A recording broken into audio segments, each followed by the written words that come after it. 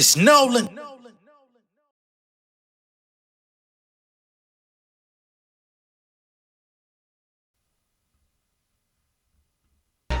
Price of admission rising. Entrepreneur connoisseur, I've been enterprising. Clean paper with immunizing. I need that. Microphone fiend broke away from the scene. Now I'm falling in the relapse. The young G-rap fillet the game like a sea bass. Hitting levels, yeah, I mean couldn't reach that. It ain't all about the money, but if money's vacant, it's like a stripper dog, ain't nothing shaking. I used to get them folk for folks, wishing that the industry would come and open the door. Used to book shows, never had nothing to show. The stage coming and go. Turned the new leaf, got me heating up at the stove. The portfolio, sick as polio. Tails like a Lojiro. Homies, toe sticks, no Pinocchio. Pin game, publishing checks, looking like OVO.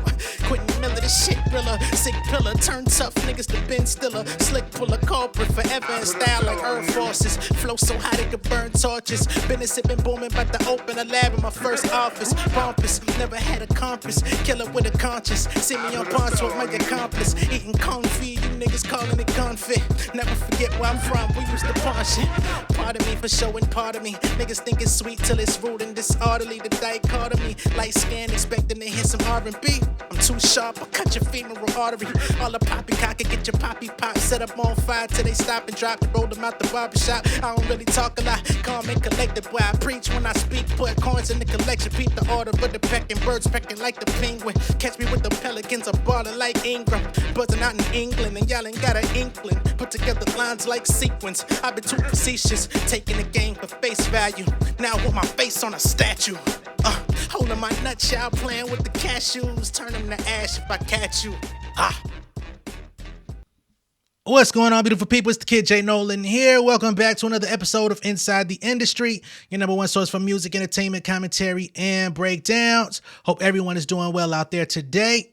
Now, y'all remember last night we just broke the story about Plies suing Glorilla, Megan Thee Stallion, Cardi B, Soulja Boy. He's got a song called Me and My Goons that came out back in 2008. He claims that Soulja Boy sampled his record to make his hit, Pretty Boy Swag, right? To which, for whatever reason, when Pretty Boy Swag came out in 2010, Plies said nothing. He didn't put no allegations out there. Didn't besmirch Soulja Boy's name. Didn't say nothing negative about him. It was all gravy, right? Didn't call him out. No lawsuit was filed back then.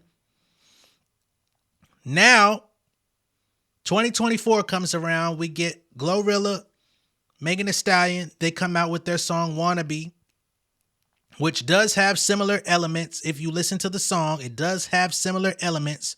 That is the truth, right?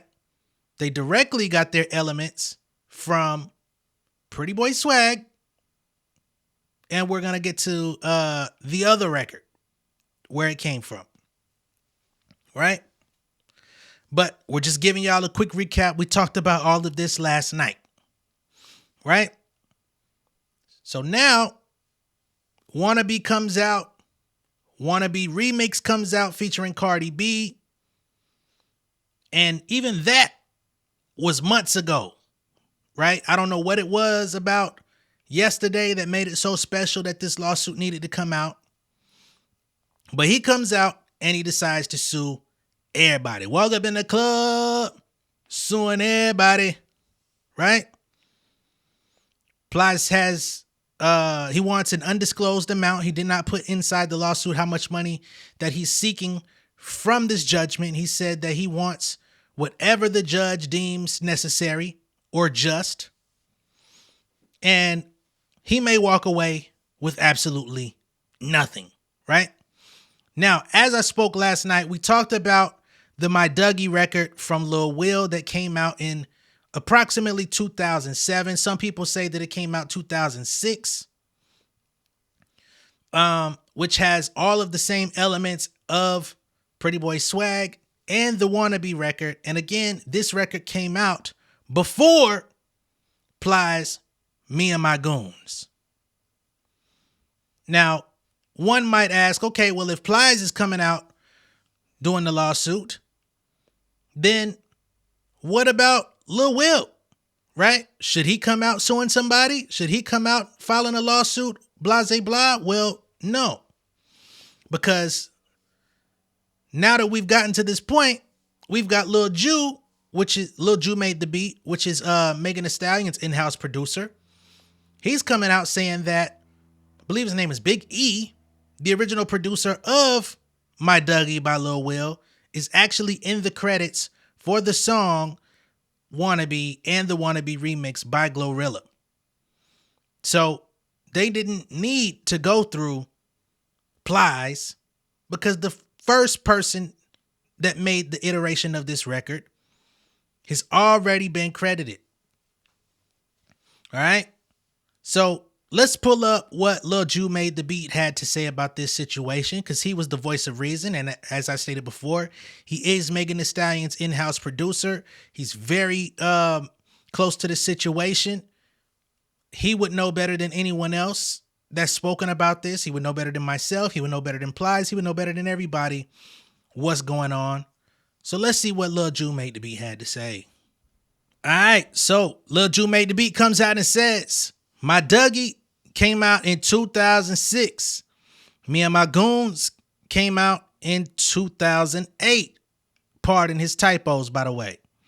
He says, Big E, the producer of My Dougie, is credited on Wannabe. Now, when I looked it up on Spotify, because that's typically where I look for my credits, I was not able to find Big E's name in the credits via Spotify, but I was able to find it elsewhere. I'm going to pull that up in just a moment. Lil Ju comes back and says, for the record, Pretty Boy Swag is a remake of My Dougie as well. Okay, so he's letting it be known Soulja Boy was directly inspired by the My Dougie record and Big E. He then says Soulja Boy is on the My Dougie remix. Me and My Goons, literally not even the single for that Plies album, basically saying there's no way that it influenced us. My Dougie was a big single. Soulja Boy was influenced by that record. He did his own version of it years later. He even featured on the remix. Right? So then once I find out about this Big E, I say, all right, let me go find out what the hell's going on, because I don't see Big E credited in Glorilla's record. I do my due diligence. I find out the producer Big E's real name, which is Elimu Tabasori, right? So now we're on Discogs, which is a music credits website. We've got Glorilla's Everything here, right? Released April 5th, 2024. You go down to track 5, Wannabe featuring Megan Thee Stallion, songwriter credit. We got Elimu Tabasori, Big E. So as you can see at this point, Lil Ju made the beat is not lying, right? So then I'm like, all right, let me find out who Big E really is. Elimu Tabasori. I look his name up. I see he's got production credits on motherfucking Bun B, Pimp C, Zero. These are all Houston and Texas legends, right? So as I'm looking further into Big E, I find an interview, and he does an interview on what is it again? The Donnie Houston podcast, where he actually talks about meeting Lil Will and creating the beat for the song My Dougie. So we're going to pull up this clip. It's not very long, but of course y'all know when it comes to these things, I try to be as thorough as I can be, especially since all this information wasn't out last night. I'm like, let me catch up. Let me see what the hell going on. All right. So man, okay, so then y'all do the Dougie record. Tell me how you even link up with Lil Will and how y'all put that together, man, because that came out and it was like smash immediate. You know what I'm saying? So that came about, man. You know, Cottonmouth, he was collaborating on some things with Lil Will, so they were all out at the video shoot. He hit me like, hey man, come get in the video, right?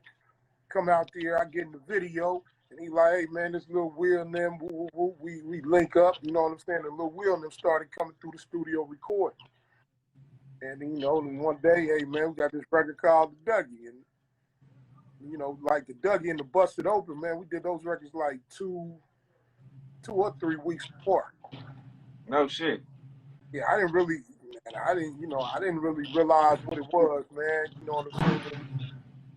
But you know, I'm glad I did it. All right. So that's Big E, the guy that was on the bottom.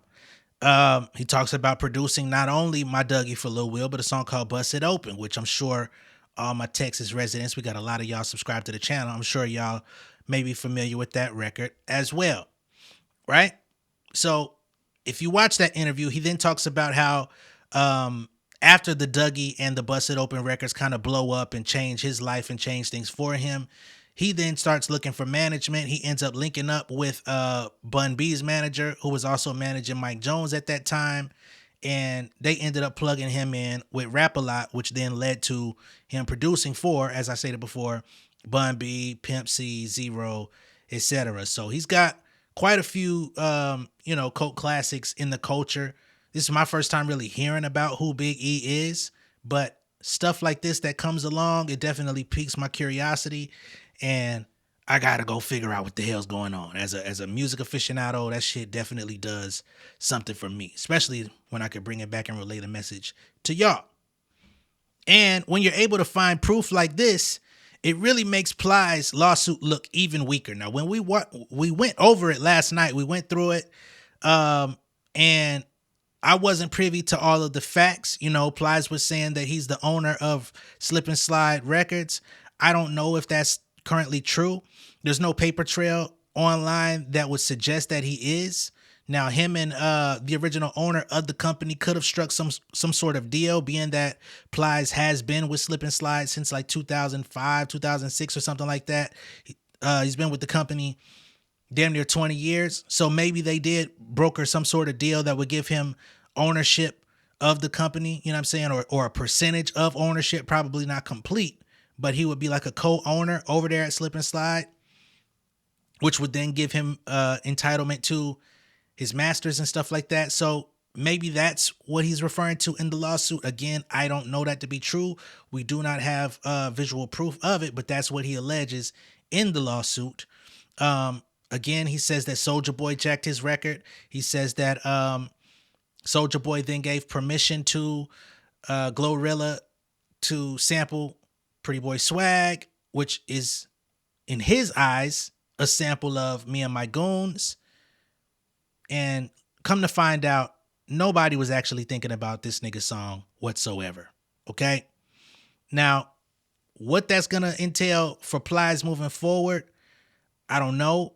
Seems to be some holes in his story. Seems to be some easy breadcrumbs, right? Shout out to Lil Ju Made the Beat for coming out and just clearing the air and letting it be known, because that paper trail is actually pretty tight. We've got the My Dougie record. We've got the producer. We just pulled up the Discogs screenshot. The producer is indeed credited as a writer for being sampled, which means he's going to receive publishing money off of that. And that seems to pretty much be the size of it. Soulja Boy is not even credited in the record because all he really did was flip Big E's beat and put some new drums on it. So there you have it, man. Now, what I will say is this lawsuit does kind of remind me of the Like That lawsuit that's going on right now. I'm not sure how many of y'all are familiar with that, but we did talk about it on this very channel a couple weeks ago, where I believe it is it the Barry White estate? Yes, it is. It is the Barry White estate. They came out, and back in October, they issued a lawsuit on Like That, right? So I've got this article here from Billboard. We're just going to run through it. I did talk about this once before, but the similarities between these two situations are pretty similar, because with Like That, they sampled Everlasting Bass by God dang, Rodney O and Joe Cooley, right? Which happened to sample Barry White's 1973 song, I'm Gonna Love You Just a Little Bit More Baby, just a little more baby, right? But according to Barry White's estate, Rodney O and Joe Cooley never actually cleared the sample with them. That's what they say. And being that Metro Boomin then in 2024 samples the Everlasting Bass version, Barry White's estate is saying, nah, fuck that. I want everything, right? For whatever reason, when Everlasting Bass hit the scene in 1986, Barry White's estate, Barry White himself while he was here. Nobody said shit to Rodney O and Joe Cooley. Now, whatever is going on with the Everlasting Bass record is interesting because Joe Cooley then comes out and he throws Rodney O, his partner in rhyme, under the bus and says, I don't want shit to do with him. I'm tired of him making decisions on behalf of our group. Fuck him. Right? But according to records, Rodney O is the rights holder to Everlasting Bass by Rodney O and Joe Cooley. So he would have the right to clear the record for Metro Boomin, which he did. He's done interviews talking about how much he loves that record, how much he loves being a part of hip hop history, #1, all of this different type of stuff. You could go find that. But I find it very interesting that these types of things are happening. You know what I'm saying? It's like you skip over one and get to the next, and then the person comes out and like, hey, you took my shit. Now, Plies is different because they really didn't take your shit. But I don't know, man. You finna lose, my nigga. That's what we do know. You finna fucking lose. Now, how this is gonna play out? Are you gonna have to pay for their troubles? Are they gonna countersue your ass? I don't know. It's gonna be very interesting. You trying to sue Glow, Megan, Cardi, Soulja Boy, like you just threw everybody. You threw all they labels in there. You threw Hot Girl Productions in there. Like this nigga made a big ass pot of gumbo with the big spoon and just started stirring that shit up. And now, less than 24 hours later, all the holes have been poked in your story. You should have just stayed at home, sir. Let me know what y'all think of all this down below in the comments. Be sure to like and share this video. If this is your first time seeing me on YouTube, go ahead and subscribe to the channel. Become an insider. I'll catch y'all on the next one. Peace. King of my city and cul-de-sac. Coming out swinging like soldier rag. Leading my people like quarterback. Boy, I study this shit, I'm an almanac. Had to get up and grind. Knowledge is booming, I'm here to apply. Came with the chip and the dip, it just single the mind. We finna do more than survive. I need my check. Spinning the block for the Gouda. We hitting the jeweler to flood out the net. We don't do beef on computers, I'm straight out the sewer. We come when you rest. Niggas be looking perplexed, so keeping my foot on their neck. No map, I trust my gut for the quest. With drama, I'm fully abreast. I was ready for years and they doubted me. All of a sudden they tell me they proud of me. I've been dropping these haters like calories. First I'm out, I came back with some boundaries. Stand for my honor, but too raw, no corner. Packing the stick with a drummer. Wanna catch my bad, won't fumble. I done came too far to be humble.